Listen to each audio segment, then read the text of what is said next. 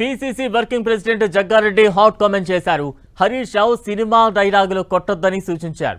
రేవంత్ ను తట్టుకోవడం కేటీఆర్, హరీష్, కేసీఆర్ వల్ల కావడం లేదన్నారు. ఇరిగేషన్ శాఖ నుంచి హరీష్ రావును కేసీఆర్ ఎందుకు తొలగించారని, ఆయన తప్పు చేయడం వల్లేనని జగ్గారెడ్డి అన్నారు.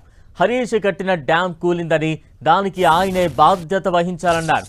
మీరు తప్పు చేసి కాంగ్రెస్ ప్రభుత్వాన్ని బదనాం చేస్తే ఎలా అని హరీష్ రావును జగ్గారెడ్డి ప్రశ్నించారు.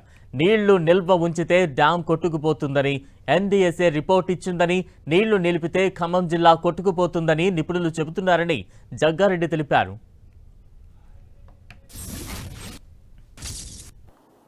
దీన్ని ఏమంటారు? ఇది డ్రామా అనరా? ఇది నాటకం కాదా? ఇది అంటే నీ అంత పనిమంతుడు లేడని చూయించుకోవడానికి డ్యామ్ కాడ మంచం వేసుకొని, నువ్వు డ్యామ్ కట్టింది నువ్వే, మంచం వేసుకొని వన్నది నువ్వే, మీరు కట్టిన మేడిగడ్డ మరి కూలిపోయింది కదా. అంటే కూలిపోయిందంటే అది అంతే కదా, కూలిపోయింది కదా. అప్పుడేం రేవంత్ రెడ్డి గారు